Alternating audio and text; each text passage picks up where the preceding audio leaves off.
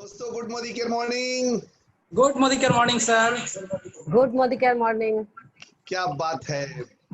Welcome welcome you all, welcome आप सभी का आज के इस Sunday special power green tea with Anoop Gupta show में आपका स्वागत है आप सभी लोगों का। और आज हमारे साथ एक बहुत खूबसूरत कपल है जो बेगूसराय बखरी से बिलोंग करते हैं। दोनों पेशे से दोनों लोग शिक्षक हैं और बोलते हैं कि बच्चों को पढ़ाते पढ़ाते उन्होंने अपने बारे में हमेशा सोचना कंटिन्यू रखा और जीवन में बहुत कुछ पाना चाहते थे।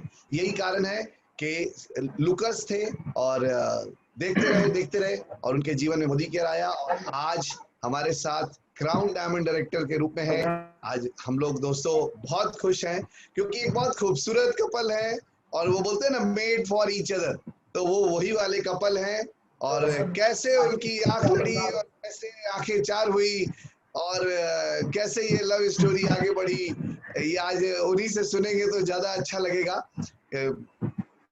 मिडिल क्लास फैमिली में हमेशा बोला जाता है, गाना का होता है ना कि पापा कहते हैं बेटा नाम करेगा, बेटा हमारा ऐसा काम करेगा, लेकिन बेटा गाना गा रहा मेरा तो सपना है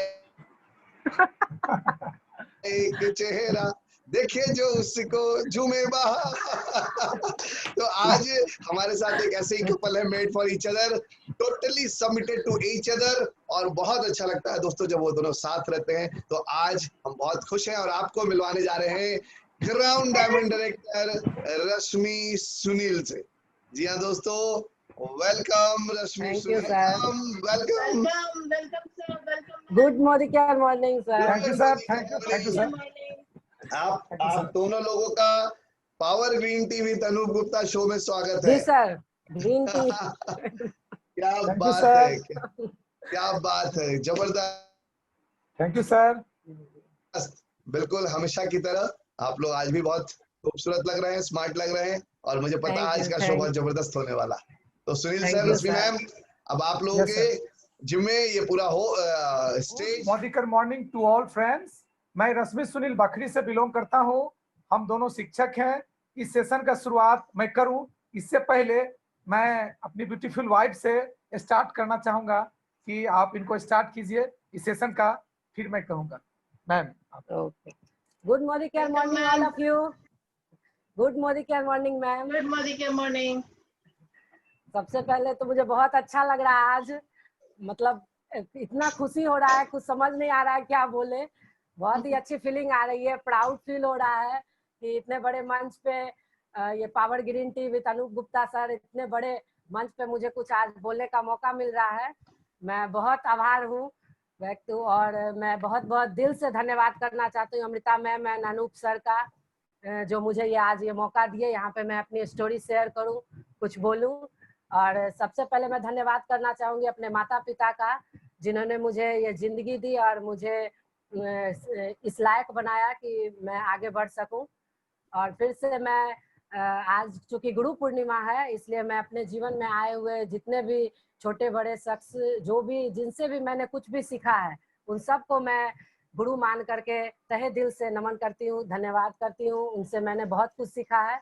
आज मैं आप लोग सामने अपनी स्टोरी कुछ शेयर करूंगी, अपने कुछ हिस्ट्री के बारे में बताऊंगी। तो मैं बताना चाह रही हूँ कि जब मैं छोटी थी, स्टडी कर रही थी, तो बहुत सारे सपने मैं देखती थी। बचपन से ही मेरे ड्रीम्स बहुत थे, जो भी देखती थी फिल्मों में या इधर उधर जो भी, तो मुझे लगता था कि मैं ये कर पाऊंगी, बड़ी होकर के पढ़ाई कर रही हूँ, मुझे ये चाहिए, मैं ये सारे सपने अपने पूरे करूंगी। और घर में मेरा ऐसा बैकग्राउंड था, किसी भी चीज़ की मतलब कोई कमी नहीं थी, स्टडी भी अच्छी चल रही थी और पापा भी हमें, पेरेंट्स हमारे बहुत मोटिवेट करते थे और स्टोरी ऐसी सुनाते थे, दिखाते थे, जैसे किरण बेदी है या कोई भी ऐसी लेडी जिसने अचीवमेंट की है, वैसी स्टोरी देखकर और मैं बचपन से बहुत ज़्यादा मोटिवेट रहती थी कि मैं ये सब कर सकती हूँ। और मैं खूब मन लगा के पढ़ती थी, क्योंकि दिमाग में ये बताया गया था कि खूब पढ़ेंगे और अच्छी जॉब मिलेगी और अच्छे पैसे आएंगे तो आपके सारे सपने पूरे होंगे। तो मैं टॉपर थी अपने स्कूल में, कोचिंग में, ट्यूशन में, हर जगह मैं बहुत मेहनत करती थी। बस मेरा यही गोल था कि मैं ये मेहनत कर रही हूँ, स्टडी कर रही हूँ, तो कहीं ना कहीं ये सब करने के बाद मेरे सपने पूरे होंगे और मैं बहुत आगे बढ़ूंगी। तो इस तरह से मेरी स्टडी चल रही थी, हमारा लाइफ भी अच्छा चल रहा था, हम लोग फैमिली में बहुत एंजॉय भी करते थे। हमारे पापा हम लोग को बहुत कोऑपरेट करते थे। वीकली वीकेंड पे हम लोग घूमने जाते थे और साल में भी एक बार हम लोग ट्रिप पे जाया करते थे और संडे के संडे हम लोग के साथ पापा एंजॉय भी करते थे। मतलब बिल्कुल लाइफ जो कहते हैं ना बहुत अच्छी चल रही थी। प्रॉब्लम किसे कहते हैं वो मेरी लाइफ में कभी आया ही नहीं। इस तरह से ही चल रहा था। मैंने 10th पास किया, फिर इंटरमीडिएट में गई। मेरे सपने तो बड़े होते ही जा रहे थे कि मैं अब आगे बढ़ रही हूँ, अब मुझे ऑनर्स करना है और मुझे आगे शिक्षा लेना है, तो यहाँ पे नहीं हो पाएगा क्योंकि मैं छोटे से जगह बिहार के बेगूसराय के छोटे से बकरी की रहने वाली हूँ और सब दिन अपनी स्टडी यहाँ की, तो आगे की स्टडी के लिए मुझे कुछ समझ नहीं आ रहा था कि यहाँ पे नहीं कर पाएंगे। तो पापा तो मुझे भेजना चाहते थे बाहर, लेकिन जब भी फैमिली से इस बात की डिस्कशन होती थी तो फैमिली वाले मना कर देते थे कि नहीं, अलाउ ही नहीं करते थे कि नहीं इनको जाना है, कहीं भेजे, कौन देखेगा, वहाँ जवाबदेही कौन लेगा। तो इस तरह की प्रॉब्लम हमारे बीच आ रही थी। लेकिन मेरे सपने तो बढ़ते ही जा रहे थे कि मुझे पढ़ना है, मुझे आगे बढ़ना है, मुझे कुछ करना है। तो इस तरह से ही जब स्टडी चालू हो रही थी तो इसी बीच में मेरी मुलाकात इनसे हुई और इनसे संपर्क में आने के बाद भी मैं कंपटीशन तैयारी कर रही थी, ये भी मुझे कोऑपरेट कर रहे थे। मैंने बीआईटी का फॉर्म भरा था, क्योंकि मैं मैथ की अच्छी स्टूडेंट थी, साइंस भी मेरा बहुत अच्छा था। वो बीआईटी भी मैंने कंप्लीट कर लिया था इनकी मदद से, ये मुझे बहुत हेल्प करते थे। तो उस समय जिस दिन मेरा वो रिजल्ट आया था तो मेरे पापा बहुत खुश थे। वो बैंक छोड़ करके वो मेरा कार्ड, एडमिट कार्ड, वो एंट्रांस एग्जाम वाला लेके आए और उस दिन का वो जो दिन था वो आज भी मुझे याद है। मेरे पापा के आंख से आंसू निकल गया था, इतने खुश थे कि मतलब कहीं भी मैंने इसे ट्यूशन कोचिंग के लिए नहीं भेजा और यहाँ पे रह करके ये मेहनत करके इतना अच्छा मतलब कंपटीशन जो कि मुश्किल होता है ऑल ओवर इंडिया में कम्पीट करना, और मैंने फर्स्ट अटेम्प्ट में वो निकाला था, जबकि मेरा उस समय आईएससी का रिजल्ट भी नहीं आया था। तो बहुत खुश थे, मैं भी खुश हो गई। अब तो पापा मुझे बाहर पढ़ने के लिए जरूर भेजेंगे। मेरे सपने और बड़े होने लगे कि चलो अब मैं अच्छा कर सकती हूँ और मैं इंजीनियर बनूंगी। तो लेकिन फिर जब वो फैमिली से इस बात की डिस्कशन हुई कि अब एग्जाम के लिए ये मतलब एडमिशन के लिए इतने पैसे लगेंगे और मैं इसे रांची ले जा करके वहाँ एडमिशन करवा के आ जाऊंगा। मेरा कोई बड़ा भाई नहीं था, मैं फैमिली में सबसे बड़ी मैं ही थी। मेरी छोटी बहन, एक सिस्टर थी और उससे छोटा भाई। काफी छोटे थे वो लोग, मेरी भी एज ज्यादा नहीं थी, बहुत ही कम एज में मैंने पढ़ाई स्टार्ट कर दी थी। तो और जल्दी जल्दी इम्प्रूवमेंट हो गई, तो मेरी ज्यादा एज नहीं थी। तो पापा लोग या फैमिली वाले बहुत ही डरते थे कि कैसे ये बाहर में रह पाएगी, कैसे मैनेज कर पाएगी। और पापा बैंक में थे तो उनको टाइम नहीं मिल पाता था कि मैं बार बार सप्ताह में देखने के लिए जाऊंगा। तो इस तरह से वहाँ भी मेरा एडमिशन का डेट आया और इतनी अच्छी अपॉर्चुनिटी थी, लेकिन परिवार के दबाव की वजह से मेरा एडमिशन नहीं हो पाया। फिर भी थोड़ा तो मुझे बुरा लगा, लेकिन मैं फिर भी चाह रही थी कि मुझे कुछ ऐसा प्लेटफॉर्म मिले जो मैं अपने आप को प्रूफ कर पाऊंगी। मुझे कुछ करना था, मुझे आगे बढ़ना था, मेरे सपने बहुत थे, लेकिन कुछ मिल नहीं पा रहा था वैसा मौका। और साथ में ये थे हम लोग, जब साथ आए तो एक दूसरे को पसंद करने लगे इसी बीच में, और हम लोग ने डिसाइड किया कि हम दोनों शादी करेंगे। हमने पेरेंट्स को भी बताया, इन्हें भी अपने पेरेंट्स को बताया, मैंने भी अपने पापा मम्मी को बताया। तो उनको तो अच्छे लग रहे थे ये, लेकिन एक प्रॉब्लम थी फैमिली में कि इनकी जॉब नहीं थी, इसलिए वो एग्री नहीं कर रहे थे कि अभी तुम्हारी शादी नहीं करनी है, एज भी नहीं है, तो कुछ दिन हम लोग वेट करते हैं, रुक जाते हैं। लेकिन पता नहीं मतलब क्या सिचुएशन था ऐसा, मतलब स्ट्रगल बहुत ज्यादा करने लगे हम लोग लाइफ में। दोनों लोग एक दूसरे को कोऑपरेट भी करते थे। कुछ किसी भी तरह की कोई भी अपॉर्चुनिटी हमें मिलती थी, कोई भी बताता था कि ये काम करने से पैसे बनेंगे, आपकी लाइफ अच्छी हो जाएगी, आपकी आर्थिक स्थिति मजबूत हो जाएगी, तो हम लोग तुरंत उसको फॉलो करते थे कि एक बार ट्राई करने में क्या जाता है। इस बहाने वो हम लोग ने कोचिंग खोला। तो फैमिली बैकग्राउंड अच्छी थी, लेकिन अपना जो एक सेल्फ रिस्पेक्ट होता है वो हम दोनों में बहुत ज्यादा था कि नहीं, हम लोग फैमिली वाले से पैसे नहीं लेंगे। जब हम दोनों का अपना डिसीजन है, हमने अपनी लाइफ अपने से जीने के लिए सोचा है या ऐसा कदम उठाया है, तो हम लोग अपने दम पर ये उनको करके दिखाएंगे, खुद को साबित करके दिखाएंगे। ये मैं अपने मन में हमेशा सोचती थी और ये भी हमारा साथ देते थे। तो इस तरह हम लोगों ने कोचिंग खोला कि ट्यूशन चलाएंगे। काफी मैं भी पढ़ने में अच्छी थी और ये भी, तो मैं बायोलॉजी का क्लास लेती थी, इंटरमीडिएट तक का कोचिंग हम लोग ने स्टार्ट किया और अच्छी कोचिंग हमारी चल रही थी, पैसे भी आने लगे। इसी बीच में हमारी बेबी भी हो गई। पैसे उतने नहीं आ रहे थे कि मेरे सपने पूरे हो सके, हाँ घर चल जा रहा था, लेकिन सपने जो मैंने बचपन से सजाए थे कि मुझे ये चीज पूरा करना है, अच्छा घर बनाना है, बच्चों के लिए कुछ करना है, तो उस तरह से कुछ भी जमा नहीं हो पा रहा था। जितना कमा रहे थे तो घर की दाल रोटी चल जा रही थी। तो हमेशा कभी ना कभी ये मन में खटकता रहता था कि अब क्या करें, कोचिंग तो चला रहे हैं, अब कोई ऑप्शन नहीं नजर आ रहा है, क्या करें। फिर इस बीच में हमारे पास जॉब भी आई। मैं सोची कि अच्छा गवर्नमेंट जॉब है, मैंने टीचर की का जॉब कर लिया। उस समय 1500 रुपए पे ही मैंने जॉब स्टार्ट किया था। सोची घर में जब तक ट्यूशन चलाते हैं तो ठीक है, कभी तो इसका फ्यूचर अच्छा होगा। सब दिन से क्योंकि जॉब के बारे में ही सब लोग बोले कि गवर्नमेंट जॉब है, एक अस्थाई इनकम आने लग जाती है तो घर अच्छा से चल जाता है। फिर इनकी भी जॉब हुई, दोनों लोग जॉब करने लगे, पैसे आने लग गए, कोचिंग चलाने लग गए। ऐसे ही लाइफ चलती जा रही थी, लेकिन कभी भी सेटिस्फाई नहीं थे हम लोग। दोनों लोग कहीं से भी सेटिस्फाई नहीं हो पा रहे थे कि ये क्या हो रहा है। शादी के 10 साल बीत गए हैं और हमने किसी भी तरह की कोई पूंजी जमा नहीं की है और बच्चों के लिए भी फ्यूचर के लिए कुछ नहीं रखा है। हमारा कुछ भी बैंक बैलेंस नहीं है, बस जितना कमा रहे हैं और खा रहे हैं, किसी भी तरह की कोई अचीवमेंट नहीं हो पा रही है। मेरा सपना था मैं खुद की अपनी गाड़ी लूं, खुद से ड्राइव करूं, मतलब बहुत सारे सपने थे, मैं इतने बता नहीं सकती हूँ। बहुत बड़े बड़े सपने मैं देखती थी, लेकिन कुछ भी ऐसा प्लेटफॉर्म मिल ही नहीं रहा था। जब भी अकेले में मैं बैठती थी तो काफी कभी कभी रोया भी करती थी, किसी को बताती नहीं थी, फील नहीं होने देती थी, चुपचाप रो लिया करती थी। लेकिन उस समय भी डिप्रेस नहीं होती थी, मन में यही होता था कि हे भगवान गॉड, मुझे एक ऐसी अपॉर्चुनिटी दे, ऐसा एक कोई भी रास्ता, कोई भी प्लेटफॉर्म दे जहां मैं खुद को प्रूव करके दिखाऊं। मैं मेहनत से कभी पीछे नहीं हटना चाहती थी, मैं मेहनत करूंगी, बस मुझे कोई रास्ता दिखाने वाला हो जाए। तो यही नहीं मिल पा रहा था। फिर इसी सिलसिले में जब कोचिंग चला रहे थे तो इनके फ्रेंड गोपाल सर हमारे घर पर आए। इनको अपनी भतीजी इनकी इंटर में पढ़ रही थी, तो बोले कि सर आप इनको गाइड कीजिए, इनको पढ़ाइए। तो हम लोग से बातचीत हुई, 1-2 दिन ऐसे ही मिलते गए। फर्स्ट डे उन्होंने हमें इस अपॉर्चुनिटी के बारे में नहीं बताया था, लेकिन फिर वो देख रहे थे कि कहीं ना कहीं दोनों लोग मेहनत कर रहे हैं और परेशान हैं। तो उन्होंने हमें एक दिन कॉल करके बोला कि मैं आपको आज एक ऐसी अपॉर्चुनिटी बताऊंगा, अगर आपको अच्छा लगे तो आपका हेल्थ भी अच्छा होगा और आप लोग जितने टेंशन में रहते हैं और कुछ करना चाहते हैं तो इस प्लेटफॉर्म पर आप कुछ कर सकते हैं। तो मैं तुरंत एग्री हो गई। तो अच्छी बात है, मैं तो यही खोज रही थी कि मुझे कोई ऐसा प्लेटफॉर्म, कोई ऐसा रास्ता मिले, कोई तो बताए। तो मैं उस पर मेहनत करने को तैयार थी। तो हम लोग तैयार हुए। उस दिन संडे था, हमारा स्कूल भी बंद था, कोचिंग भी सारे बंद थे। दिव्या गोपाल सर हमारे घर पर आए, हमें डेमो प्लान दिखाया, बताया। तो मुझे बहुत ही अच्छा लगा।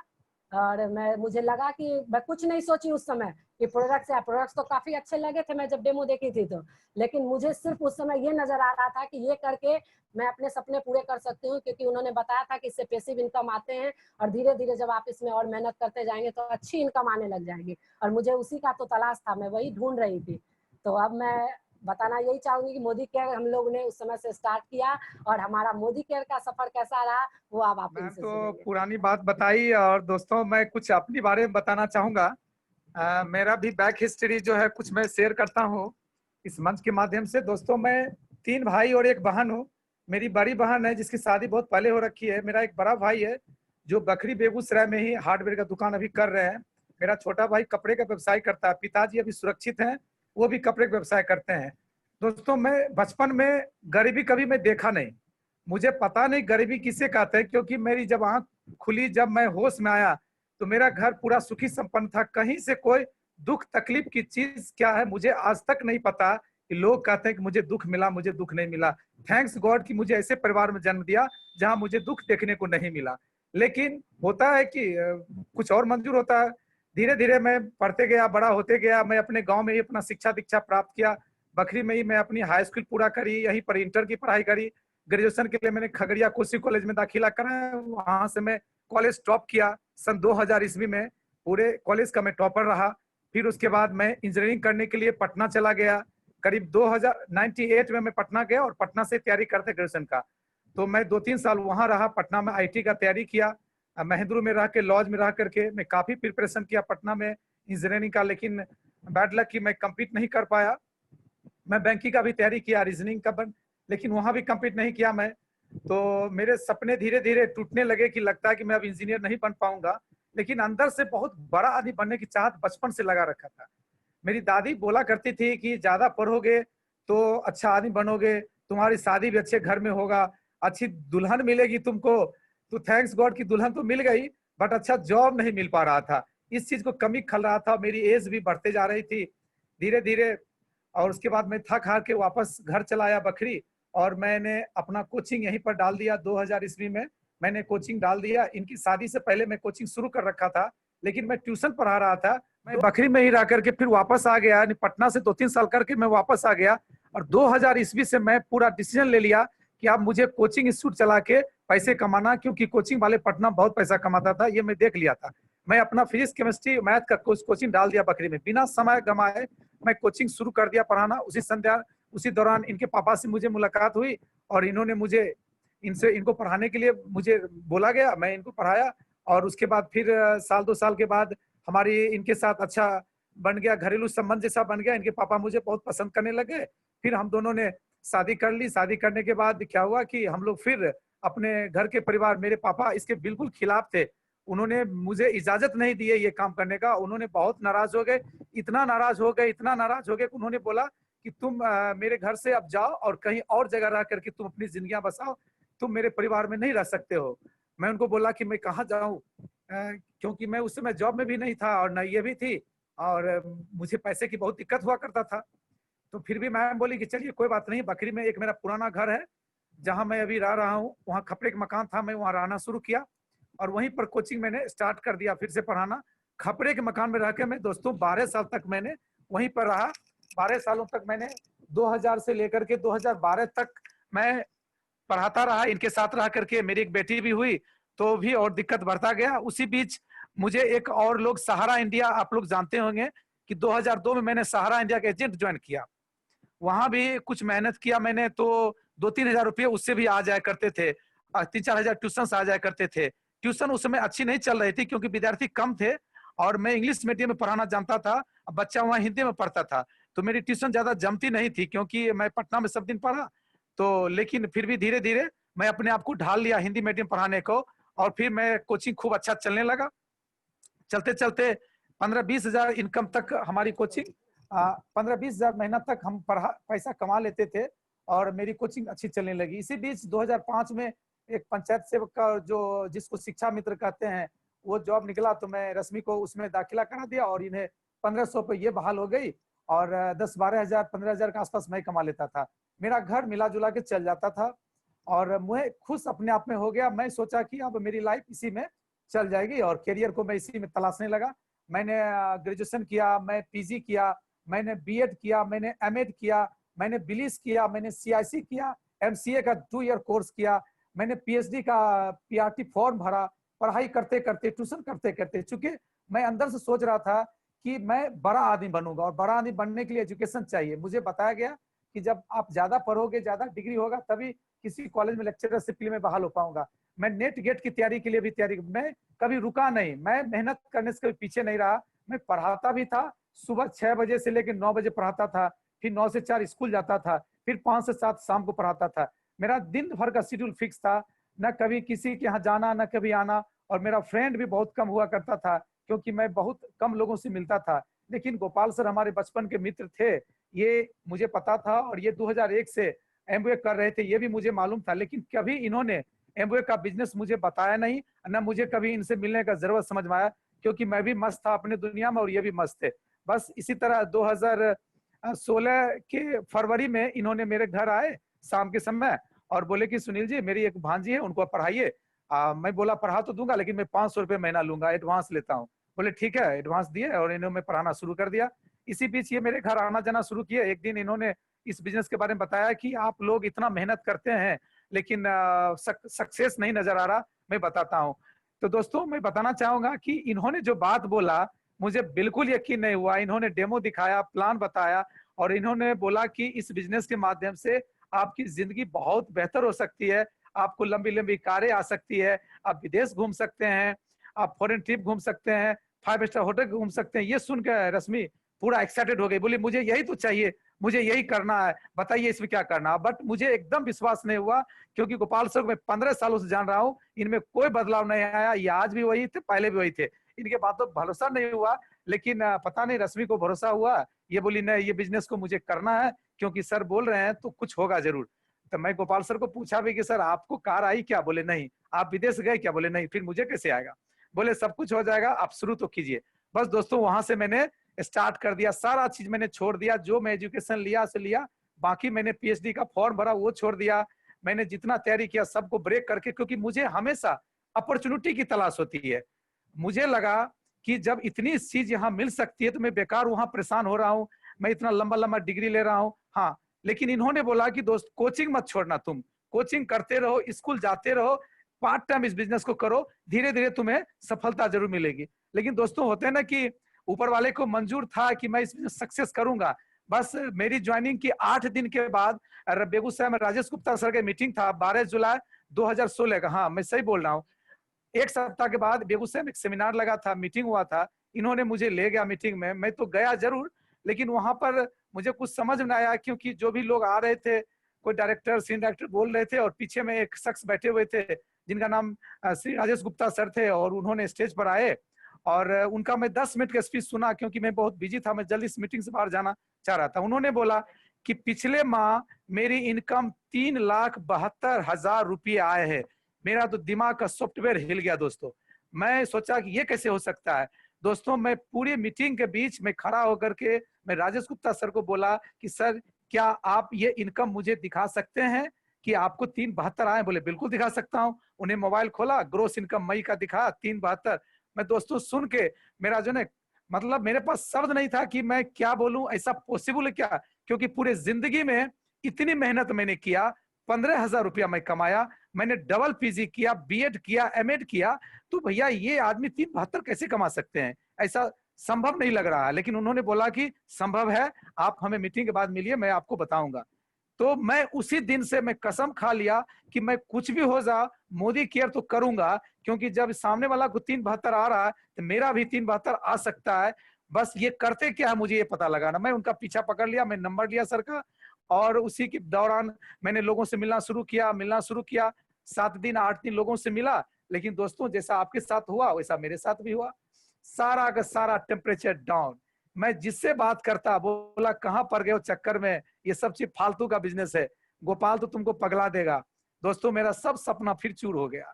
मैं सोचा कि मैं गलत डिसीजन लिया, मैंने गलत काम किया, मैं इतना अच्छा फॉर्म भर दिया होता, परीक्षा दिया रहता, फिर मेरा टेम्परेचर डाउन। लेकिन इसी बीच श्री अनूप गुप्ता सर का आगमन हुआ खगड़िया में, लगभग 20 जुलाई 2016 की बात कर रहा हूं मैं, एग्जैक्ट होटल में हुआ। और इनसे मिलने जब मैं गया तो पहली बार पूरे जिंदगी में ऐसे इंसान से मुलाकात हुआ कि जिनको देख करके मेरा मन मस्तिष्क समझिए कि स्तब्ध रह गया। मैं अपने जिंदगी में इतने अच्छे लोगों को मैंने आज तक कभी नहीं देखा। सर मैं बड़ाई नहीं कर रहा हूं, आपको मैं रियल बता रहा हूं कि आपको देख करके, आपकी स्पीच सुन के मेरा दिमाग रोम रोम हिल गया कि ऐसे भी लोग इस बिजनेस में आ सकते हैं। इतनी अच्छी पर्सनैलिटी, इतनी अच्छी बात सुन करके मैं फिर कहा कि नहीं, अब मैं तो करूंगा तो मोदी केयर, क्योंकि इतने अच्छे मेंटर मुझे कहीं नहीं मिलेगा। मैंने पूरे जिंदगी में इतना ट्यूशन कोचिंग किया, पढ़ाई किया, कोई टीचर आज तक मुझे ये नहीं सिखाया कि जिंदगी में 1 लाख रुपया महीना बना जा सकता है। उन्होंने ये सिखाया मुझे कि आप नौकरी कर सकते हो। लेकिन इनसे मिल करके मुझे लगा कि मैं जरूर कर सकता हूँ। सर को याद हो या ना हो, सर का मैं नंबर लिया। सर आपको याद आ रहा सर, मैं खगड़िया में आपसे पहली बार मिला था सर, स्टेशन के सामने जी कृष्णा होटल बिल्कुल में। सर। और आपने उसी दिन जी बोला जी कि जी आपने बोला कि 1 लाख महीना आप कमा सकते हैं, बशर्ते कि आप सिस्टम को फॉलो कीजिए। मुझे क्या पता सिस्टम क्या होता है। तो मैं एक्साइटेड हुआ और फिर आपका नंबर लेकर के मैं फिर घर आया। गोपाल सर को बोला कि बताइए अब मुझे सीरियस बिजनेस करना, मुझे करना क्या? इन्होंने बोले मैजिक कॉर्नर डालो, मैंने मैजिक कॉर्नर डाला। इन्होंने बोला डेमो किट लिया, मैंने डेमो किट लिया। इन्होंने बोला 50 लोगों का नाम लिखा, मैंने 50 लोगों का नाम लिखा। और ये हमें डोर टू डोर 1 सप्ताह लोगों से मिलते गए, मिलवाते गए। मैं इनको लोग के पास ले जाता था, ये डेमो करते थे, प्लान भी यही बताते थे। चूंकि मुझे डेमो भी करने नहीं आता, प्लान भी बताने नहीं आता, लेकिन एक्साइटेड में जबरदस्त था। एक बार ऐसे हुआ, एक मेरे साथ घटना हुआ दोस्तों, मैं शेयर करता हूँ। जब मैं 10% पर फास्ट स्टार्ट बन के गया, मेरा 7 दिन हुआ होगा मोदी केयर का सफर या 8 दिन। तो समस्तीपुर में एक मेरे अच्छे मित्र हुआ करते थे, नाम है मणिभूषण कुमार, जो आज के डेट में सीनियर डायरेक्टर हैं। उन्होंने मुझे कॉल किया कि समस्तीपुर में मेरा एक कोचिंग इंस्टीट्यूट है, बहुत अच्छा चलता है, आप यहाँ आइए और इस बिजनेस की अपॉर्चुनिटी लोगों को बताइए। दोस्तों मैं आनंद फानन में मैं चला गया और गोपाल सर को बोला कि गोपाल सर आप आइए, हम चलते हैं मॉर्निंग में, आप आइए 10 बजे ट्रेन से। बोले बिल्कुल आप जाइए, मैं आता हूँ। कहानी मेरी वहीं से शुरू हुआ मोदी केयर में। मैंने डेमो किट लिया, सामान लिया। रश्मि मेरे साथ नहीं थी, मेरा एक लड़का था दीपक कुमार, जो रामपुर में अभी सीनियर डायरेक्टर है, उसका साथ में करके चला गया। और गोपाल सर बोले कि चलो मैं आता हूँ पीछे से। दोस्तों मेरे टीम में सब लोग आ गए, 25-30 लोग आ गए, बैठ गए। मैंने बोर्ड भी सजा दिया, सामान भी लगा दिया। गोपाल सर को फोन किया, सर कब आ रहे हैं? बोले सॉरी मैं नहीं आ पाऊँ।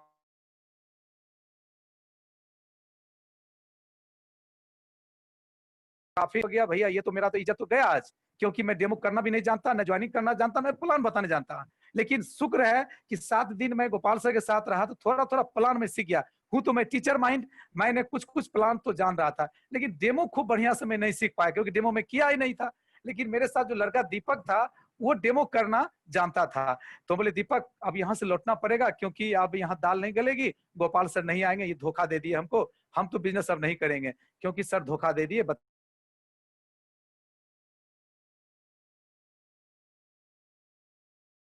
सर को इज्जत का बड़ा नहीं होगा, आप प्लान कुछ भी बता दीजिए, डेमो तो हम कर देंगे। बोले ठीक है। दोस्तों सामने वाला को क्या पता था कि मैं क्या जानता हूं। मैं पहले प्लान बता दिया, उल्टा काम किया, जबकि पहले डेमो होता। मैं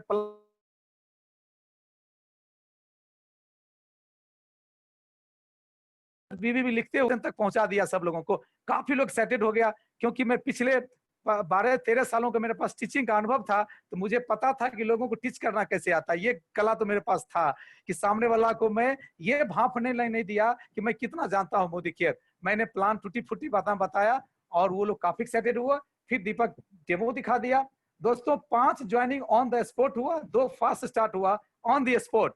मुझे ये बात गोपाल सर को बताया तो गोपाल सर बोले कि अगर मैं आपके साथ जाता तो आप इतना सीख नहीं पाते, इसीलिए मैं आपको साथ नहीं गया, जान गया कि आप ट्रेंड हो। बस मेरा हिम्मत वहीं से बढ़ गया। उसके बाद मैं पलट के आज तक गोपाल सर को मैं अपने साथ नहीं ले गया डेमो दिखाने के लिए, न प्लान बताने के लिए। मैं जहां भी जाता था उसके बाद मैं मैम को साथ किया, ये डेमो करती थी, मैं प्लान बताता था। एक मिनट, सॉरी सर।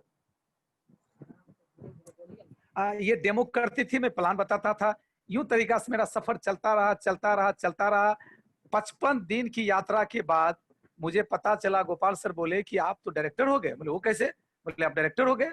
तब पता चला कि डायरेक्टर होने के बाद क्या। तब तक मुझे प्लान नहीं पता था कि डायरेक्टर के बाद क्या होता है। डायरेक्टर लेवल तक मुझे प्लान इन्होंने बताया, मैं वहां तक सीख करके डायरेक्टर बन गया। उसके बाद जो दोस्तों एक्साइटमेंट आया, एनर्जी आया, मुझे इनकम उस समय आया था 16,709 रुपया डायरेक्टर लेवल पर। मैं काफी खुश था। मुझे लगा कि अब कोचिंग चले ना चले कोई बात नहीं है, अब तो मैं फुल टाइम करूंगा कोचिंग के बाद। बस दोस्तों मैं अपना माइंड का सेटअप जो है वो धीरे धीरे मोदी केयर पर ज्यादा देने लगा, कोचिंग पर समय कम देने लगा। कोचिंग को टाइम कम कर दिया, धीरे धीरे घंटा 2 घंटा कम करते करते हमने 1 साल में कोचिंग को समेट लिया।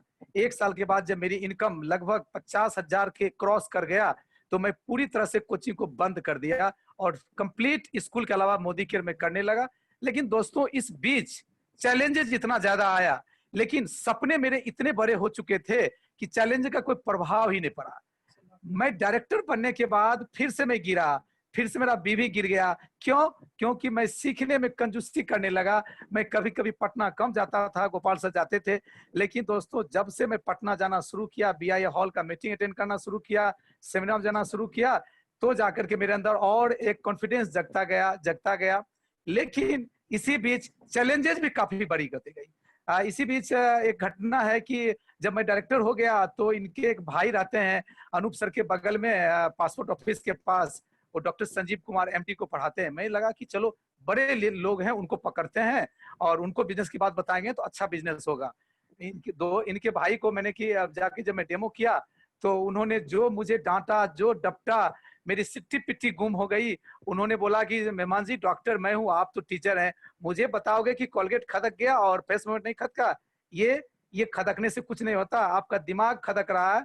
आपको किसने बताया है बिजनेस? ये बेवकूफ बनाने का बिजनेस है। फिर उन्होंने बोला बेवकूफ बिजनेस है, आप कितना अच्छा काम कर रहे थे, जाइए कोचिंग चलाइए, ट्यूशन पढ़ाइए और अच्छी जिंदगी जिए, ये सब फालतू का काम है, बेवकूफ बनाने का काम है। दोस्तों फिर एक बार मेरे अंदर डिमोटिवेशन आया। 3 महीने के बाद फिर मैं निगेटिव होने लगा कि सही बोल रहे हैं भैया, क्योंकि ये तो कोई आदमी अच्छे लोग जुड़ते नहीं है। लेकिन हुआ क्या दोस्तों कि मैं बार बार मीटिंग को छोड़ा नहीं, सेमिनार को छोड़ा नहीं, अपने आप को अपग्रेड करता गया। लेकिन गोपाल सर का मैं कभी भी नहीं भूलूंगा। उन्होंने जो कुर्बानी दी है मेरे लिए, उन्होंने जो मेरे साथ चुंबक की तरह बने रहे, हर वक्त मेरे साथ बने रहे, क्योंकि हम दोनों का घर भी पास में है। मुश्किल से 100 मीटर की दूरी पे है, हर वक्त मेरा ये गाइड करते रहे। जब भी मेरे अंदर कुछ निगेटिविटी आए, मेरे घर पर आते थे, बोलते थे भुंजा खिलाइए, भुंजा खिला करके फिर बोलते थे बताइए आज क्या हुआ। मैं बोला सर आज तो अब कुछ नहीं हुआ, क्योंकि इनके भाई डांट दिए, अब तो फिर लगता है कुछ नहीं होगा। बोले अरे डांटने से क्या होगा, आप बहुत बड़े लेवल के साथ चले गए, बैचमेट के साथ जाइए, अपने पैरेलल लोगों के साथ जाइए तो काम बनेगा। फिर मैं धीरे धीरे लोगों से मिलता गया। 7 महीना में मैं दोस्तों लगभग 6 महीना कंप्लीट किया कि मैं प्लेटिनम चला गया। उसके बाद मुझे काफी मन लगने लगा इस बिजनेस में, और मैं पलट के फिर नहीं देखा कि अब मोदी केयर में किसने मुझे ना बोला, किसने मुझे हाँ बोला, ये मुझे कोई गम नहीं रहा। क्योंकि मुझे समझ में आ गया कि अगर मेरे जिंदगी के सपने अगर पूरे करने हैं तो वो है मोदी केयर से करने हैं। क्योंकि मैं 15 साल तक ट्यूशन पढ़ाया, आज तक मैं 20,000 रुपये से ज्यादा नहीं कमाया। मोदी केयर में दोस्तों 50,000 का मजा मैं ले चुका था। अब सवाल ही नहीं पैदा उठता है कि मैं पीछे बैक होकर के मैं देखूं। बस गाड़ियां चलता रहा, कारमा बढ़ता गया, लोगों का टीम आता गया। दोस्तों मैं सुबह 9 से 4 स्कूल करता था, लोग मेरे घर पर मिलने आते थे 4 बजे के बाद, मुझसे काउंसलिंग करवाते थे। फिर मैं सुबह में लोगों के घर जाता था, यूं तरीका से लोग आते थे और दिन भर का शेड्यूल सेट हो गया, बहुत मजा आने लगा। लेकिन दोस्तों मैं आपको थोड़ी सी दुख भरी स्टोरी बताता हूँ। मेरे पास एक बाइक था जो 2007 मैंने खरीदा, और उस बाइक के माध्यम से मैंने बिजनेस को स्टार्ट किया। वो बाइक ऐसा बाइक था जो कम से कम 50 बार किक मारते थे तो स्टार्ट होता था क्योंकि मेरी जरूरत नहीं हुई थी कि मैं दूसरी गाड़ी को बदल सकूं। उस गाड़ी पर बैठ करके ठंडी में मैं मैम के साथ जाता था, दिन भर मैं लोगों से कलेक्शन करता था, डोर टू डोर जाकर मैं ऑर्डर लेता था। क्योंकि मेरे पास 15,000 के सामान मात्र थे मैजिक ऑर्डर में। जब 15,000 के सामान निकल जाते थे तो मैं लोगों से ऑर्डर लेता था, पैसे लेकर के ऑर्डर लिया, दिन भर कलेक्शन करता था। शाम के 6 बजे बाइक उठाया, मैम को पीछे बैठाया, और बरौनी 0 माइल एकमात्र डीपी हुआ करता था, बखरी में डीपी नहीं था। और मैं डीपी जाता था और बिलिंग करा करके इनके गोद में करीब 35-40 किलो का कार्टून में देके फिर आता था। ठंडी हो गर्मी हो, कड़ी मेहनत के साथ। कभी कभी तो मन रुष्ट हो जाता था, कभी कभी दोस्तों बताओ मैं दुर्घटनाग्रस्त भी हो गया। कार्टून लेके मैं गिर जाता था, ये उधर गिर जाती थी, कार्टून उधर गिर जाता था, एक अजीब सा हलचल होने लगा। लगता था कि दोस्तों की ये बहुत मेहनत का वर्क है, क्योंकि वाकई में दोस्तों मोदी केयर इतना आसान भी नहीं है जितना आप सोच रहे हैं। इतनी मेहनत करना पड़ा। फिर मैं जल्दी कार्टून को समेट के फिर बांध के फिर बैठता था, फिर घर में आकर के अपना रिलैक्स करता था। यूं तरीका से चलते चलते गोपाल से बोले कि थोड़ा सा और मेहनत कीजिए, थोड़ा और मेहनत कीजिए, कार फंड आ जाएगी, कार आपको निकल जाएगी तो आपको ये दुख नहीं झेलना पड़ेगा। संजोग से सर के पास भी गाड़ी नहीं थी, ये भी मेरे साथ चलते थे बरौनी, मैं भी इनके पीछे चलता था, ये भी कार्टून लाते थे, मैं भी लाता था। बिल्कुल इनके नक्शे कदम में चलना शुरू किया, कल चलते गया। और उसके बाद फिर मैं खगड़िया में बिजनेस स्टार्ट किया। मैं ट्रेन से जाता था सुबह में, फिर रात को आता था, कार्टून भर भर के दोस्तों मैं 15,000 का सामान कार्टून में लेके खगड़िया जाता था, लोगों को सामान देता था, फिर घर आता था, फिर मैं बिलिंग करा के अपने पास रखता था। तो यूं तरीका से करते करते करते मेरी ये सफर लगभग 1.5 साल पूरा होने जा रहा था। इसी बीच कंपनी के कई ट्रिप्स आए। लगभग पहली ट्रिप मैंने कलकत्ता क्वालिफाई किया, जो संतरागाछी था सर, या क्या कुछ इसी टाइप का था ना, संतरागाछी एक कलकत्ता में रिसोर्ट था जो मैं पहली बार क्वालिफाई किया था अपने 1 लोगों के साथ। फिर उसके बाद मैं गोवा गया, अपने 10 लोगों के साथ मैंने गोवा क्वालिफाई किया था मई 2017 में, शायद मतलब मई 2017 मैंने गोवा। तो इसके ट्रिप आते गए, मैं क्वालिफाई करता गया।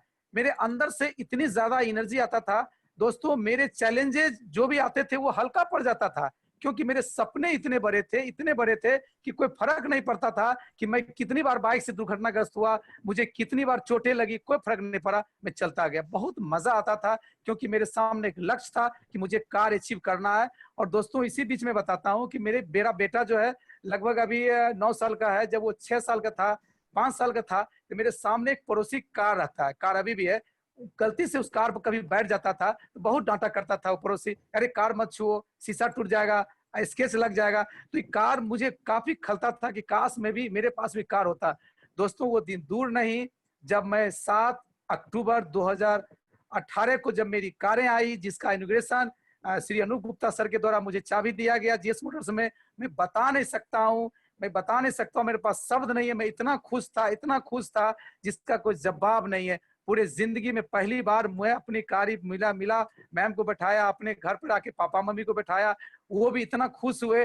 मैं बता दूं दोस्तों, मेरे पूरे फैमिली में आज तक किसी ने कार नहीं खरीदा, किसी ने एयरपोर्ट का दर्शन नहीं किया, लेकिन मैं दो विदेश यात्रा कर चुका हूं। बैंकॉक गया, काठमांडू गया। इतना मजा, जब ये सब अचीवमेंट बढ़ रहा है, चैलेंजेस छोटा होते जा रहा। होता क्या दोस्तों कि जब हमारे अचीवमेंट कम होते हैं और चैलेंजेस बड़ा होते हैं तो अचीवमेंट पर ओवरलैप हो जाता है, मैंने चैलेंजेस भारी हो जाता है और हमारे सपने दब जाते हैं। लेकिन मेरी अंदर की जो जिज्ञासा था, जो मेरा सेल्फ कॉन्फिडेंस इतना हाई था कि मुझे कोई फर्क ही नहीं पड़ा कि मुझे क्या क्या दुख है, तकलीफें मुझे सहनी पड़ी, किसने मुझे मना किया। कई बार तो दोस्तों मेरा डेमो किट लोग फेंक दिया उठा के, बोला ये डिब्बा डिब्बी हटाओ। ये मेरा एक टीचर है खगड़िया में, मैं जिससे पढ़ता था, मैं वहां चला गया, बोला ये सब हटाओ यार, ये सब बेवकूफ बनाने का काम मत करो। लेकिन फिर भी मैं डिमोटिवेट नहीं हुआ, क्योंकि मेरे पीछे दिव्या गोपाल सर का हाथ था। उन्होंने बार बार मुझे कहते थे कि कोई बात नहीं है, नेक्स्ट फिर लोगों से मिलिए। यूं तरीके से मिलते मिलते मेरा मोदी केयर का सफर धीरे धीरे बढ़ता गया। मैं करीब 7-8 टूर भी क्वालिफाई किया, जैसे कि गोवा, मंडारमनी, कोलकाता, डायमंड हार्बर, और उसके बाद फिर जयपुर। ये सब मैंने किया, बहुत मजा आया जयपुर में। दोस्तों जब मैं पहली बार लाइफ में 5 स्टार होटल गया तो मुझे कहा, जयपुर में ही नहीं गए थे पहली बार, नहीं गोवा गए थे, गोवा ललित रिसोर्ट। तो वहां जब मैं गया दोस्तों, तो मुझे जो रूम दिया गया, तो मैं उनको बोला कि 10 लोग इसमें आ जाएंगे क्या? बोले नहीं श्रीमान, ये सिर्फ आपका कपल रूम है, 10 लोगों का अलग अलग रूम है। बोले बाप, स्विमिंग पूल, इतना जबरदस्त बाथरूम देख करके तो मन गद दिल गार्डन हो गया। काश अगर मैं उस समय सोचा करता था, अगर मैं मोदी केयर को रिजेक्ट कर दिया होता तो आज मेरी क्या होती, मेरी क्या पहचान होती। मैं भी उसी टीचर समुदाय के एक हिस्सा होता, मुझे लोग टीचर मानते, और आज भी मेरी तनख्वाह वही 25,000 से 26,000 के बीच में हुआ करता, और मेरी पहचान बखरी तक ही सीमित कर रह जाती। आज मेरी पहचान दोस्तों मोदी केयर करने के बाद मैं काफी गर्व के साथ कह सकता हूं कि पहले मेरी संपर्क सिर्फ शिक्षक समुदाय से हुआ करता था, मेरी जान पहचान सिर्फ शिक्षक लोगों से हुआ करता था। लेकिन अभी मेरे टीम में डीडीसी, उप विकास आयुक्त, डॉक्टर, इंजीनियर, वकील और बड़े बड़े प्रोफेसर, लेक्चरर, कई तरह के लोग अभी हैं, और काफी मजा आता है जब उन लोगों को हम इस बिजनेस अपॉर्चुनिटी के बारे में बताते हैं और लोग एक्सेप्ट करते हैं। काफी मजा आता है, लगता है कि एक ऐसा माहौल हो गया कि चारों तरफ अपने ही अपने लोग हैं। और इसी बीच मैं बता दूं कि मोदी केयर करने के दौरान मेरे साथ एक और घटना हुआ था। मैं जब डेमो करने बखरी से पसराहा जा रहा था, तो ठंडी की रात था, लगभग 2018 17 दिसंबर 2018 की बात है कि मैं फिर एक बार दुर्घटनाग्रस्त हो गया, तो भी 4 व्हीलर से। मेरी टक्कर, उसमें मेरी गाड़ी नहीं थी, मैं राजीव सर की गाड़ी लेकर के गया था खगड़िया। राजीव सर जो भी सीनियर डायरेक्टर है, डेमो दिखाने गया था पसरा, तो मेरी एक्सीडेंट कार के साथ हो गई, ये ट्रक के साथ। हम तीनों आदमी एक्सीडेंट हो गए, घायल हो गए, लेकिन तीनों आदमी बाल बच गए। दोस्तों मुझे तब पता चला कि मोदी केयर करना क्यों जरूरी है। 11:20 में मेरी दुर्घटनाग्रस्त हुआ। मैंने अमर चौरसिया सर अगर हमारे साथ होंगे तो सुन रहे होंगे, उनको मैंने पहली बार फोन किया कि सर मेरा एक्सीडेंट हो गया, आप आ सकते हैं तो आइए। तो उन्होंने बिल्कुल 15 से 20 मिनट के बाद उन्होंने अपनी गाड़ी लेके आया, किसी की गाड़ी लेके 4 व्हीलर आया, और हम तीनों आदमी को वहां से निकाला और तुरंत मेडिकल ट्रीटमेंट के लिए ले गया। ये अगर वो नहीं आते उस समय, तो शायद हमें कुछ भी हो सकता था, क्योंकि काफी हार्ट भी तेज हो चुका था।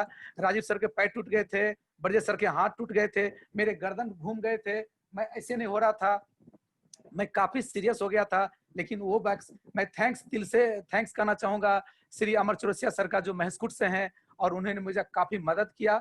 और मुझे लगा कि अब बिजनेस तो और करेंगे, क्योंकि ईश्वर ने मेरी जान बचाई है, तो मुझे जिंदा रखा है, तो कुछ और करूंगा मैं।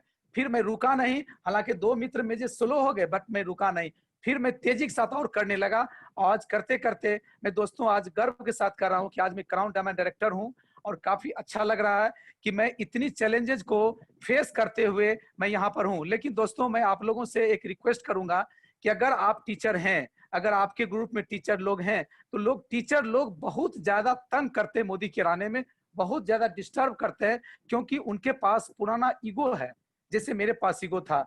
ईगो वाले होते हैं। टीचर लोगों को समझाना और ऊंट को रिक्शे बैठाना दोनों बराबर होता है, क्योंकि टीचर लोग पहले से टीच होते हैं, पहले से क्वालिफाइड होते हैं। उनको लगता है कि मुझे कौन समझा सकता है, मैं तो सबको जानता हूं।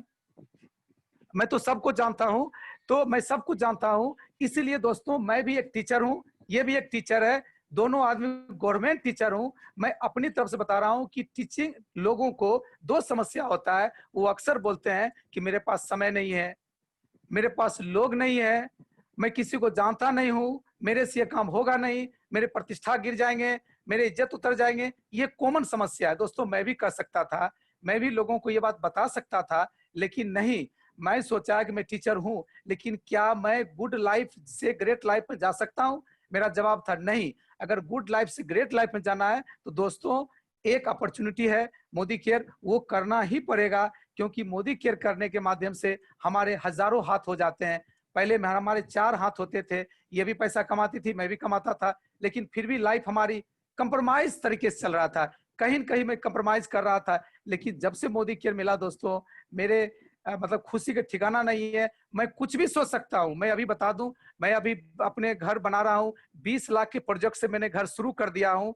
और पहले मैं घर शुरू इसलिए नहीं किया था कि मुझे पता था कि हम दोनों को मिला के 40-45 हजार रुपये आते हैं, 20-25 हजार रुपये खर्च हो जाएंगे, घर कैसे बनाएंगे। लेकिन अब मुझे पता है कि मेरे पीछे एक तीसरा इनकम है, वो है मोदी केयर, जहां से मैं अनलिमिटेड इनकम ले सकता हूं। इसलिए मैं मोदी केयर के बल पर मैंने घर का काम शुरू कर दिया हूं, और मुझे उम्मीद है कि 2020 कंप्लीट होते होते मेरा लगभग 20 लाख का प्रोजेक्ट से घर तैयार हो जाएगा। ऐसा मुझे भरोसा है, मोदी केयर हमारे साथ है तो सब कुछ हो जाएगा दोस्तों।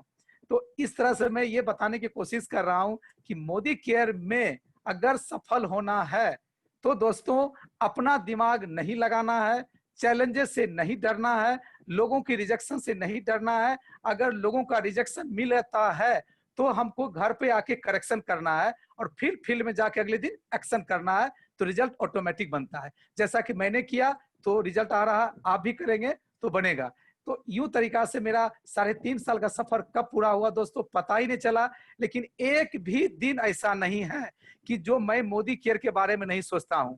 जब तक मैं मोदी केयर के बारे में सोचता था, जब तक मैं मोदी केयर में था, तो मेरी गाड़ी धीरे धीरे बढ़ रही थी। लेकिन जब से मैं मोदी केयर को अपने अंदर समा लिया, अपने खून में बसा लिया, अपने सांस में बसा लिया, पूरा मोदी केयर मैं हो गए दोस्तों। मैं उठते जगते सोते हमेशा मोदी केयर ही मेरे समझ में आता है, और इसलिए मुझे ये बिजनेस बहुत ही खूबसूरत लगता है और काफी अच्छा लगता है। मुझे ये आशा ही नहीं, पूर्ण उम्मीद है कि जिस तरह से मैं अभी यूट्यूब पर वीडियो में देखता हूँ सुरेखा मैम का, अनूप सर का, राजेश सर का, रवि सर का, उसी तरह से आने वाले दिन में लोग मेरा भी वीडियो सुनेंगे, देखेंगे, क्योंकि मैं 5 साल के बाद काफी अच्छे लेवल पर जाऊंगा, काफी अच्छे पैसा भी बनाऊंगा। इस तरह से मुझे ये पूरा भरोसा है कि ये हो पाएगा। इसके पीछे एक ही कारण है, वो है मेरे मोदी केयर।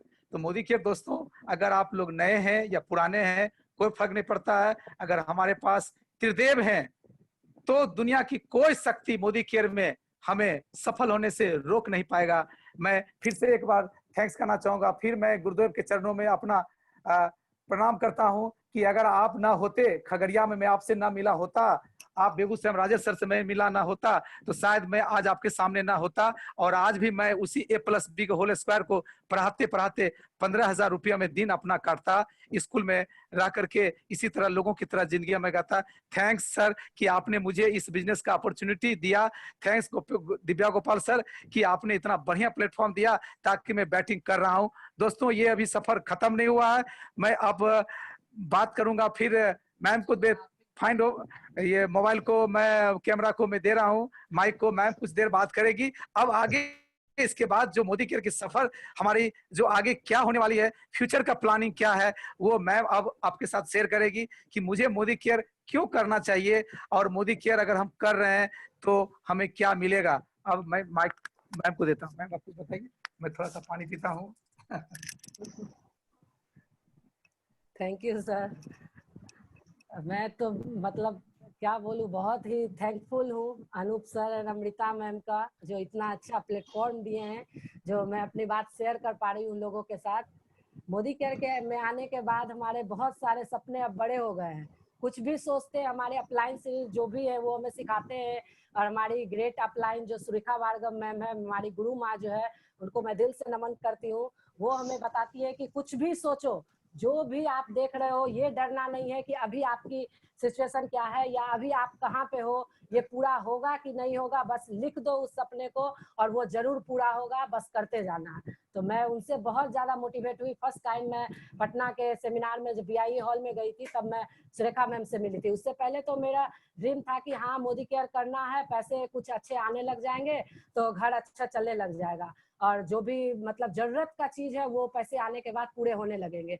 लेकिन रियल ड्रीम जो होता है कि अपनी जेट एरोप्लेन हो, अपना बड़ा रिसोर्ट हो, आपके घर पर ऊपर हेलीपैड हो, ये सब तरह के जो सपने थे वो उस समय नहीं सोचती थी। जब मैं सुरेखा मैम की स्पीच सुनी, उस स्पीच में मैं आई कांटेक्ट, मेरे सामने सुरेखा मैम मेरे चेयर के पास थी, वो एक एक बात जो बोल रही थी, मैं बहुत ज्यादा मोटिवेट थी। मेरे शरीर का एक एक रोआ खड़ा हो जा रहा था कि ये एक लेडी इतना कर सकती है, जो आधे घूंघट में रहती थी और एक छोटे से बच्चे को लेकर कर रही थी। मैं तो फिर भी, मेरे बच्चे से बहुत ज्यादा सपने थे और मैं हमेशा कुछ करना ही चाहती थी, और मुझे कभी इस तरह का रोक टोक भी नहीं था कि कहाँ जा रही हो, क्या कर रही हो, या अंदर बाहर नहीं जाना है, तो मैं तो जरूर कर सकती हूँ। तो मैं बहुत ज्यादा मोटिवेट थी। और जैसा कि सर ने बताया कि अनूप सर से पहली बार हम लोग खगड़िया मीटिंग में मिले थे, उस मीटिंग में मैं भी थी। उस समय मुझे ये नहीं पता था कि अनूप सर कौन है क्या है, बस गोपाल सर बोले थे क्या कि इस मीटिंग में चलिए, आप प्लान समझ पाइएगा, पैसे कैसे बनते हैं। तो उस दिन मैं प्लान को समझी थी। अनूप सर से मैं बहुत सारा क्वेश्चन भी उस दिन पूछ रही थी, वो बोर्ड पे बता रहे थे अनूप सर को याद नहीं होगा लेकिन हमको याद था। उस दिन के मीटिंग में मैंने काफी डिस्कशन किया था अनूप सर से कि मुझे बताइए कि इस लेवल पे आने के बाद कैसे इनकम आ रहा है, यहाँ आने के बाद ये कैसे आ रहा है। उस दिन मैंने प्लान को समझा था और मैंने देखा कि ये हम लोग भी कर सकते हैं और अच्छा इनकम आएगा। यहाँ तो लाख 2 लाख 3 लाख कोई बड़ी चीज नहीं है, यहाँ 10 लाख करोड़ों में बात हो रही है, और हम लोग जितना एफर्ट डालेंगे, जितना मेहनत करेंगे, उतनी ज्यादा इनकम आती जाएगी। तो फ्रेंड्स, मैं यही कहना चाहूंगी कि मोदी केयर में कुछ भी आपको समझ आए नहीं आए, बस आप लाइन का हाथ पकड़िए। वो अगर कुछ बोल रहे हैं करने के लिए तो बस आप कर जाइए, और जहां वो पहुंचे हैं वहां कल हम पहुंचेंगे, उससे भी आगे जाएंगे। आज Surekha ma'am 80 lakh per month income पे है, तो हमारी इनकम भी 1 करोड़ पर जाएगी। इस विश्वास के साथ मैं मोदी केयर करने लगी, अब दिल से कर रही हूँ। अब तो बैठ जाना ही नहीं है, चाहे कितनी भी चैलेंजेज आए। चैलेंज को मैं देखती ही नहीं, प्रॉब्लम को थोड़ा भी फोकस नहीं करती हूँ, और जो होगा बस मोदी केयर से मुझे मिलेगा और मुझे आगे बढ़ना है।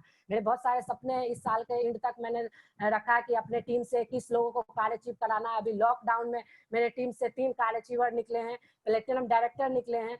सबसे ज्यादा विश्वास भरोसा मुझे मोदी केयर में अभी और हो गया कि इतनी सारी नेटवर्क मार्केटिंग कंपनी है, लेकिन लॉकडाउन में सब चुपचाप बैठ गए। किसी कंपनी के एम्प्लॉय का कोई पता नहीं है, मतलब कौन कहाँ जा रहा है कुछ खबर नहीं है। लेकिन हमारा मोदी केयर जो सीने पे ताल ठोक कर एकदम कर रहा है, फेसबुक लाइव आ रहा है कि हम आपको घर तक सामान पहुंचाएंगे। लॉकडाउन पीरियड में भी हमारे पास घर तक सामान पहुंच रहा है, नए नए प्रोडक्ट्स इस लॉकडाउन में भी लॉन्च हो रहे हैं, और समीर सर हमारे साथ हमेशा हैं। और वो कभी ये नहीं देखते हैं कि उनके कंपनी को क्या फायदा और नुकसान हो रहा है, वो सिर्फ ये देखते हैं कि अगर इस प्लान को लाने से, इस ऑफर को लाने से हमारे लोगों का भला हो रहा है तो मैं ये करूंगा। तो ये बहुत अच्छी बात है। ऐसा किसी भी कंपनी के ऑनर नहीं सोचते हैं। कोई भी कंपनी का ऑनर पहले अपनी कंपनी के बारे में सोचता है कि मुझे क्या प्रॉफिट हो रहा है, लेकिन हमारे समीर सर जो हैं वो दिल से हमारे घर में आजादी लाना चाहते हैं, और वो भी आर्थिक आजादी लाना चाहते हैं। मैं दिल से समीर मोदी सर का धन्यवाद करूंगी कि हम लोग जैसे भारतीय को ऐसा प्लेटफॉर्म दिए है कि हम लोग यहाँ पे अपने सारे सपने पूरे कर सकते हैं। और आगे साल का मेरा अचीवमेंट है कि मैं अपने टीम के 100 लोगों को, 101 लोगों को लाख प्लस इनकम पे ले जाना चाह रही हूँ। बस मैं उसी फील्ड में काम कर रही हूँ, अपने सपने पूरे करने हैं। मुझे अपना बड़ा सा रिसोर्ट लेना है, और मुझे अपना जेट एरोप्लेन भी लेना है, और मैं जानती हूँ कि इस मोदी केयर में ये सब संभव है और मैं करके दिखाऊंगी। मैं सबसे ज्यादा ये भी देखना, मेरे पापा मम्मी, मेरे पेरेंट्स जो है अभी भी मुझसे नाराज है। कभी ना कभी तो उनकी याद आती है और दिल में ये खटकता है। मैं कभी मायके नहीं जा पाती हूँ, कभी उनकी याद आती है तो, लेकिन दिल में ये होता है कि मेरी गलती थी, जिस गलती की ये सजा मिल रही है। अगर मैं खुद को प्रूफ करके दिखा दूं कि मेरे पापा चाह रहे थे कि हम लोग अच्छी लाइफ जिए। कोई भी पेरेंट्स नहीं चाहते हैं कि मेरा बच्चा किसी गलत रास्ते पर जाए या कहीं जाए। उनको तकलीफ है कि मेरी बेटी ने गलत डिसीजन लिया, क्योंकि उस समय ये जॉब नहीं कर रहे थे, वो कैसे रहेगी, इतने सुख में मैं पली बड़ी थी। तो उनका गुस्साना जायज है, लेकिन मैं अब उसको दूर करके, खुद को प्रूफ करके हम दोनों दिखाएंगे उनको, और आगे बढ़ के सारे सपने पूरे करके तो फिर उनके पास हम जाएंगे कि हाँ।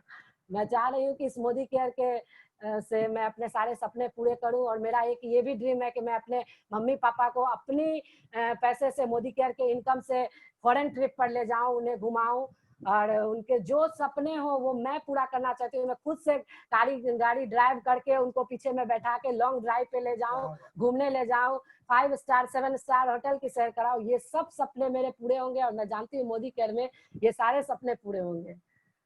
तो बहुत बहुत धन्यवाद कहेंगे हमारे Rajesh sir, Ravi Rastogi sir, Anoop sir, Amrita ma'am, जो बहुत ही अच्छे गुरु हैं। मैं अनूप सर को अपना रोल मॉडल मानती हूँ, बहुत बहुत दिल से धन्यवाद करती हूँ। ये मुझे बड़े भाई की तरह, जब भी हम लोग कोई गलती करते हैं तो डांटते भी हैं और उतना ही प्यार और सम्मान इज्जत देते हैं। मुझे बहुत अच्छा लगता है। Thank you sir, thank you.